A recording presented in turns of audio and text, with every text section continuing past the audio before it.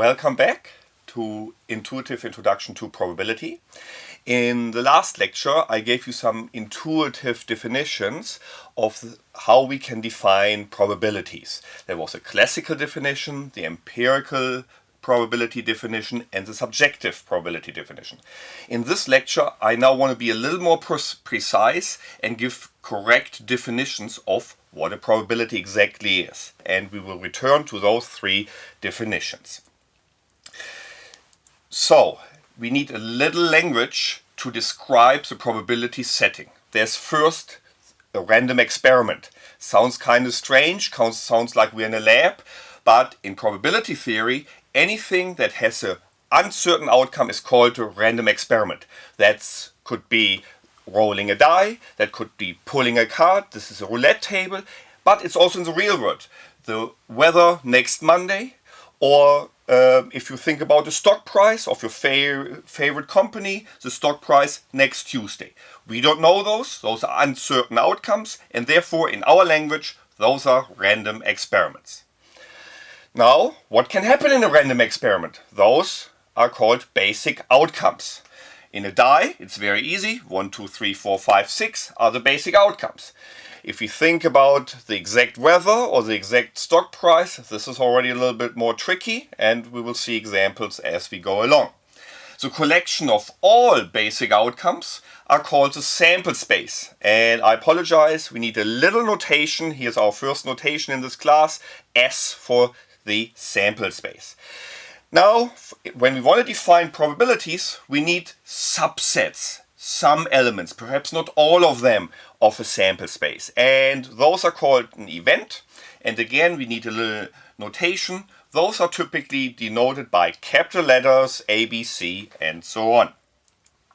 Now, having said this, we can define probability. That's the chance or the likelihood that an uncertain event will occur. That's a number that's between 0 and 1. Some people prefer to use percentages, 0% to 100%. Now here be careful. A probability cannot be larger than 100%, cannot be 120%.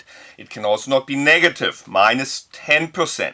Sometimes people confuse growth rates, which can be negative or larger than 100%, with probabilities. So please be careful. Probabilities are numbers between 0 and 1, 0% and 100%. And now we can give precise definitions for the three probability concepts. The classical probability concept rests on an important assumption. All basic outcomes are equally likely. So, for example, in a fair die, that's given. Every number, 1, 2, 3, 4, 5, 6, is equally likely. And then the probability of an event is the number of elements in your event divided by the total number of basic outcomes in the sample space. We'll see examples soon. Now, as I say here, in addition to fair die, that is true in a lottery, at a roulette table, and so on. Now, this key assumption that all the basic outcomes have to be equally likely is often not satisfied when we talk about real-world applications. And therefore, this beautiful definition, while helpful when you play a card game with your buddies or a dice game with some kids, is essentially useless for real-world applications. That's why we need more definitions. If you have data and you can derive proportions from historical data, that's when we get to the empirical probability definition, also called the relative frequency probability. Here the idea is now that we have repeated trials of an experiment.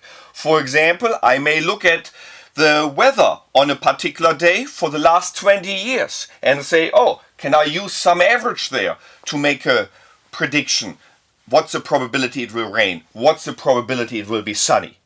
Or if I think of stock prices in the stock market, people in finance love to look at the last 250 trading days and say, how many days did the stock go up? How many days did it go down? And based on that, get empirical definitions. So the definition says, how often did an event occur in a series of trials divided by the number of trials. And that's now the empirical probability definition, also used in medicine, in the pharmaceutical industry, whenever we do drug testing. Sometimes things get even worse. You don't have data, you have no clue, and at that point we go to the subjective probability definition. Very important, for example, if you have a new product development, you bring out a brand new product, a really disruptive innovation. You have no idea whether your customers like it or not. Maybe you have some, what managers like to call gut feeling or experience. And based on that experience, you say, oh, I think there's a 75% chance this will be a successful product. And so in that case, we talk about subjective probabilities. Very important in managerial decision making and everyday decision making. Now, basic probabilities have to satisfy some rules. Now, I have to give you 3 rules. Looks a little mathematical. There's nothing to be understood here. These are also called axioms. Or, after a Russian mathematician who was the first to write these down in 1933, also called Kolmogorov's axioms. These are just assumptions that we put in place for probability theory. Everything else can be derived from this. Rule number 1. The probability of any outcome in the sample space, P of S, must be 1. Something must happen when we do our random experiment. P of S is 1. Second rule, very intuitive, any probability is a number between 0 and 1. Can't be larger than 1, cannot be negative. Please keep that in mind. And finally, the first a little more complicated rule, if you have 2 events that have no elements in common, also called disjoint by mathematicians, then the probability that A or B happens, or the probability that A union B happens, equals the sum of the individual probabilities, P of A plus B of B. If that looks a little tricky already to you, let's look at an example, and let's go back to fair die. What's a random experiment? I'm rolling a fair die, I don't know what's going to happen. That's now my experiment. What are the possible outcomes? 1, 2, 3, 4, 5, 6, and they together build the sample space. Now I told you about events. Events are subsets of S, and here I picked an event A, the even numbers, 2, 4, 6, and the event B, 1 and 5. And now let's look at A and B and their probabilities and see how this works. What's the appropriate definition here? I don't have to make up probabilities. There's no subjective probability here. I don't have to roll the die 1,000 times to determine empirical probabilities. Since we believe it's a fair die, we can use a classical definition. All 6 numbers are equally likely, and so I'm allowed to just divide. So clearly P of S, P of any number 1 through 6, is equal to 1. A 7 cannot happen, a 0 cannot happen, pi cannot happen. Now, let's look at the probabilities of the 2 events. A has 3 elements, 2, 4, 6. 3 out of 6 is a half, 0.5, 50%. B only has 2 elements. So, probability of B, 2 divided by 6, 1/3. So here we used the first definition, classical probability. Now, A union B. Hopefully you remember from your middle school math classes, if I have 2 sets and I build the union, I take all the elements together. So if I take A, 2, 4, 6 with the union of 1 and 5, I get 1, 2, 4, 5, 6. Probability now of A union B, of either A happening or B, is 5 divided by 6. 5 elements divided by 6.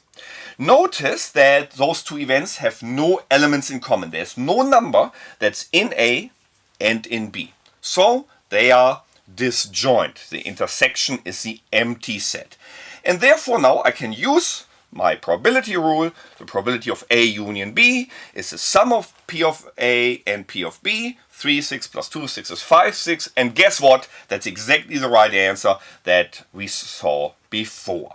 Those are now I showed you now the 3 axioms, the fundamental rules. From those we can derive further rules, some additional rules that are very, very helpful.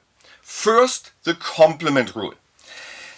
What's the complement of a set? The complement of an event A or the set A are all the elements in S that are not in A. And not surprisingly, the complement rule says the probability that the opposite of A happens is just 1 minus the probability that A happens. And then we have the addition rule, the general addition rule that always holds, even when A and B are not disjoint, when there is something in the intersection.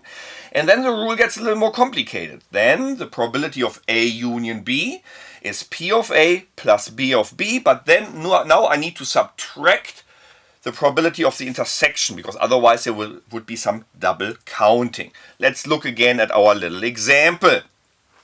What's the opposite of an even number? 2, 4, 6 is the odd numbers. The complement are the odd numbers, 1, 3, and 5. The probability of an odd number is 1 minus the probability of the even numbers. 1 minus a half, bingo, is a half again. Now let's look at an event C that has the elements 1, 2, 3, 4. A union C now is 1, 2, 3, 4, 6. 5 numbers, 5 out of 6, so the probability should get 5, 6. Now if I use the rule, probability of A union B equals P of A plus P of C, and I add A is 3, 6, C has a probability of 4, 6, I get 7, 6. Oh, that's not the correct probability because I'm double counting the numbers 2 and 4, which are both in A and in C. And therefore I need to subtract them out. That's why we now have this general rule. And bingo, I get again the right answer of 5 divided by 6. To summarize this lecture, I gave you formal definitions of the 3 probability concepts that we have. Very important, familiarize yourself with them. It's not always a classical probability that we learn as kids as soon as we play a dice game or we play a card game. There are more important definitions for real-world decision-making, the empirical probability definition and the subjective probability definition. I showed you the fundamental rules, also called the axioms of probability, and finally 2 derived rules which are very helpful in applications, and we will see them in action in the next couple lectures. Thanks for your attention. I look forward to seeing you back in the next lecture.